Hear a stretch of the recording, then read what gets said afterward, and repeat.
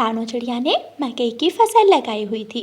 रानो चिड़िया की मकई की फसल बहुत अच्छी हुई थी।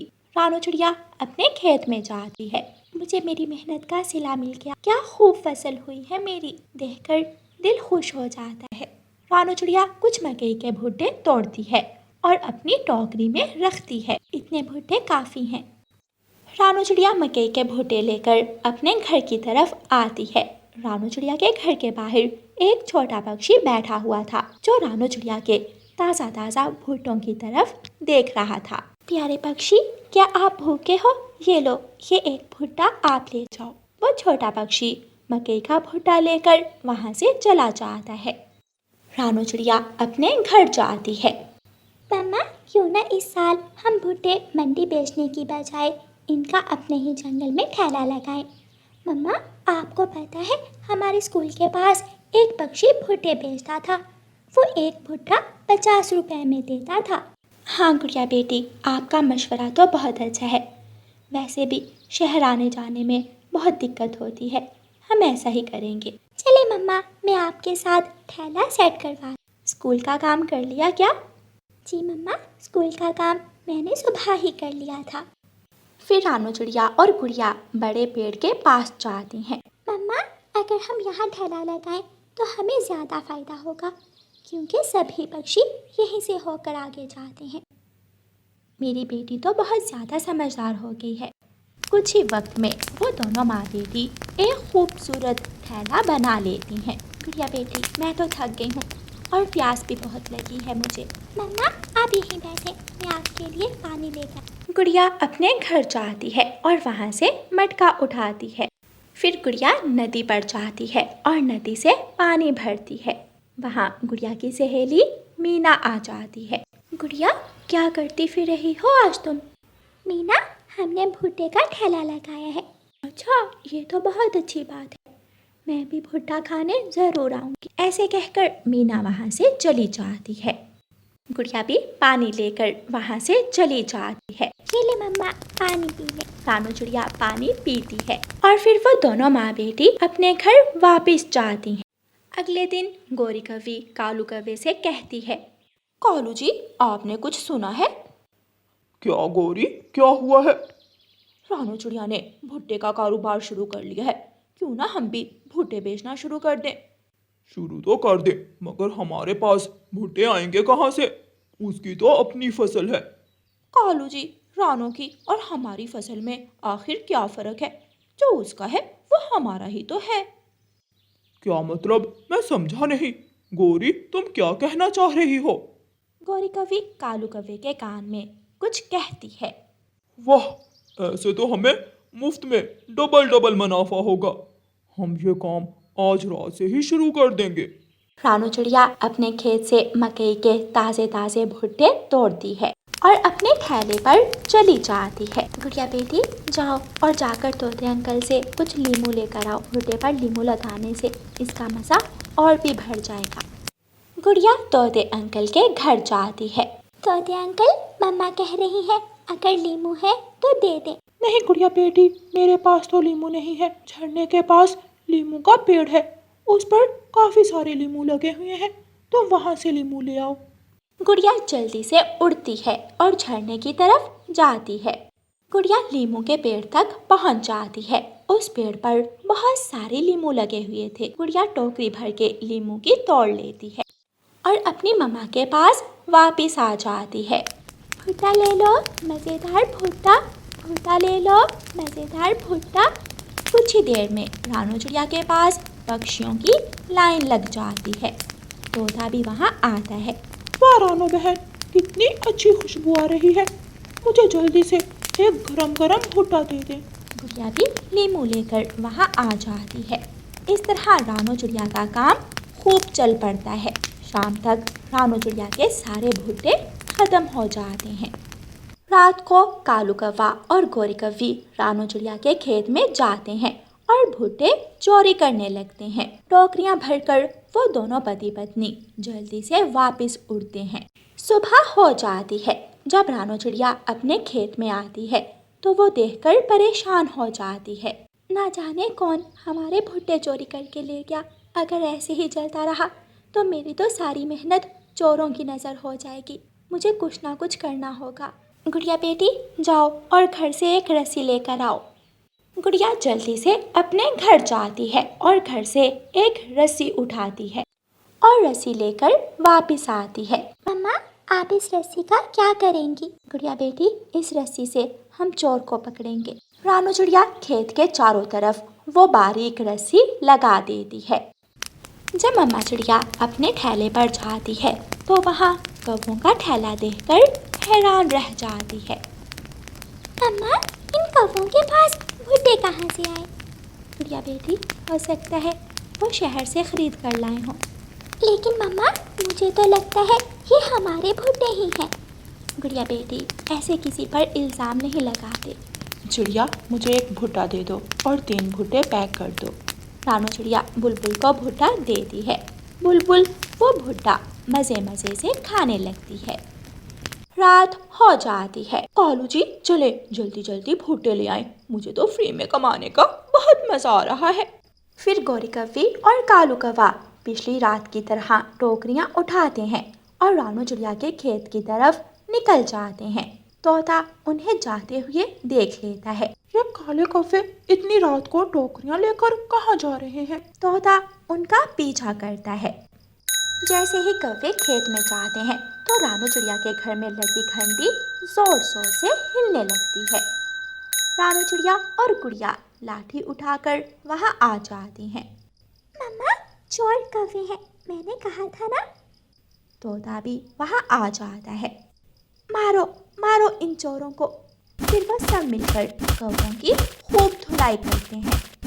रानो बहन मुझे जाने दो, मुझे माफ कर दो। हमें जाने दो, हम आइंदा कभी भी तुम्हारे खेत की तरफ नहीं आएंगे। प्लीज हमें माफ कर दो। रानू चिड़िया गुड़िया और तोता कौवों की खूब धुलाई करते हैं। आखिर वो कौवे बहुत मुश्किल से अपनी जान बचाकर वहां से भाग जाते हैं। लो और कर लो भुट्टे चोरी, हाय मेरा पंख। अगर मैंने कह ही दिया था तो आप मना कर देते, गलती आपकी ही है।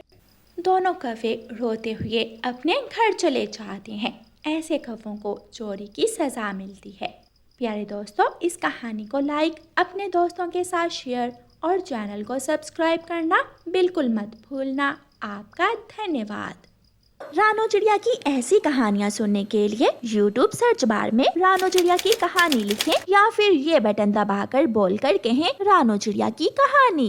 प्यारे दोस्तों आपने कल वाले भाग में देखा कि कैसे मानो चिड़िया का खेत तूफानी बारिश में डूब गया और कैसे कालू कौवे ने उसे जंगल से निकाल दिया और वो सब साधु पक्षी की कुटिया में रहने लगते हैं। और कैसे मानो चिड़िया घने जंगल में रास्ता भूल जाता है और उसे एक रोशनी दिखाई देती है। मानो चिड़िया उस रोशनी की तरफ बढ़ता है। मानो चिड़िया उस रोशनी के पास पहुंच जाता है। ये क्या है? इस गुफा से ये रोशनी कहाँ से आ रही होगी? इसमें कोई पक्षी तो नजर नहीं आ रहा। मानो चिड़िया जैसे ही उस रोशनी को पंख लगाता है वो अपने आप को एक अलग ही जंगल में पाता है। वो जंगल बहुत खूबसूरत था, हर तरफ सब्जा ही सब्जा और खूबसूरत घर था।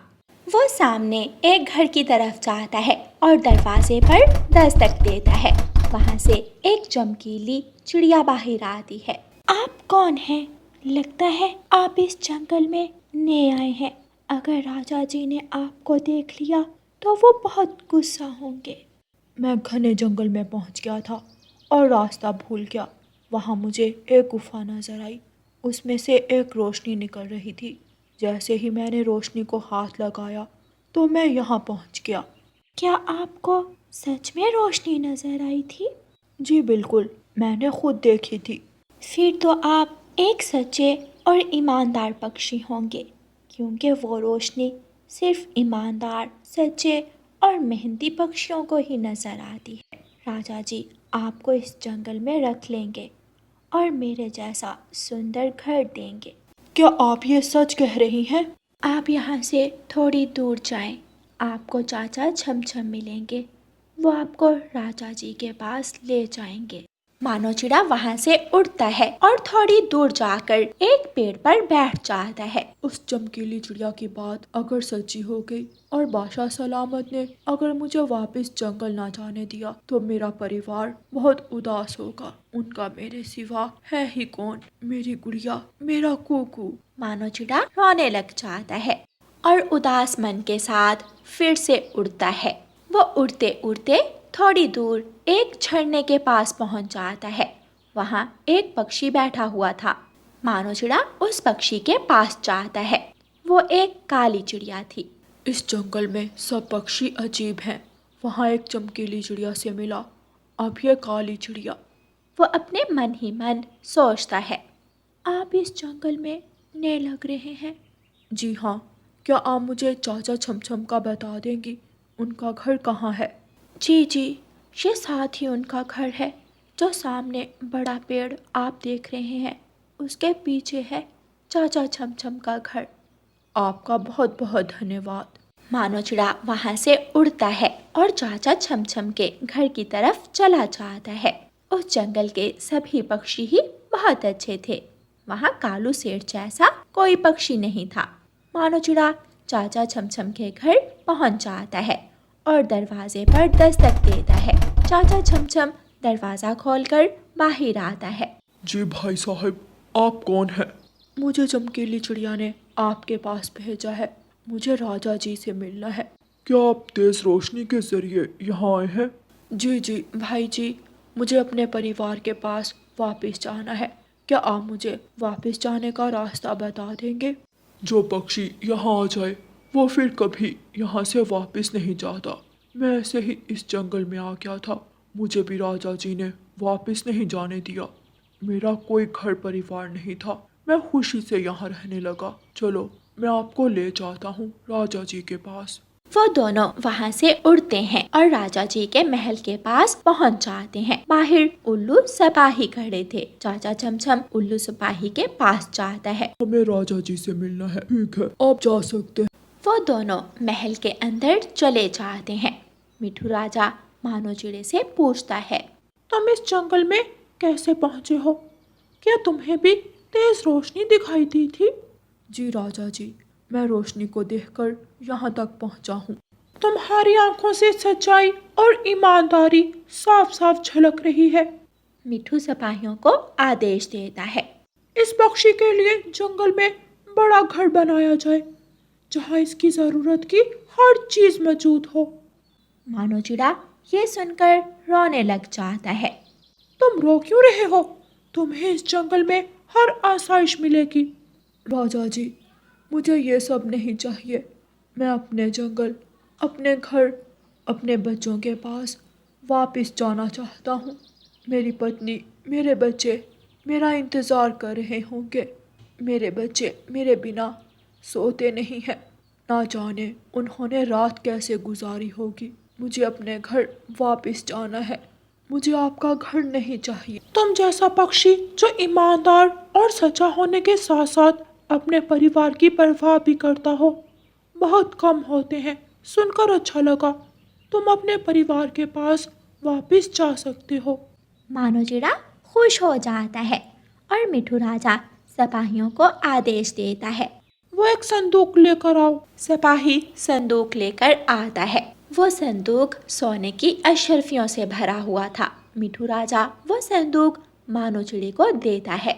मानो जैसे ही वो संदूक पकड़ता है, वो अपने घर के बाहर पहुंच जाता है। उसके परिवार वाले सब घर के बाहर खड़े थे। वो अपने बच्चों को देखकर खुश हो जाता है। वो सब घर के अंदर चले जाते हैं। मानो चिड़ा सारी बात अपनी पत्नी और बच्चों को बताता है। वो सब बहुत हैरान होते हैं। रानो, मैं कालू सेठ को उसके पैसे लुटाऊं और कुछ खाने को लेकर आता हूँ। मानो चिड़ा कालू सेठ के पास जाता है। उसके हाथ अशर्फियों की एक थैली थी। वो कालू सेठ को देता है और कालू सेठ से अपने खेत और घर के कागजात वापस ले लेता है। फिर मानो चिड़ा बाजार जाता है और वहाँ से अपने बच्चों के लिए कुछ खिलौने और अपनी पत्नी के लिए सुंदर सी साड़ी लेता है। और घर वापस आ जाता है। बच्चे इतने सारे खिलौने देखकर खुश हो जाते हैं और अपने पापा के गले लग जाते हैं। बच्चों, आज हम शाम में बिरयानी बनाएंगे। रानो चिड़िया रसोई में जाती है और बिरयानी बनाने लगती है। थोड़ी ही देर में बिरयानी बन जाती है। वो सब मिलकर बिरयानी खाते हैं और अपने घर में खुशी खुशी रहने लगते हैं।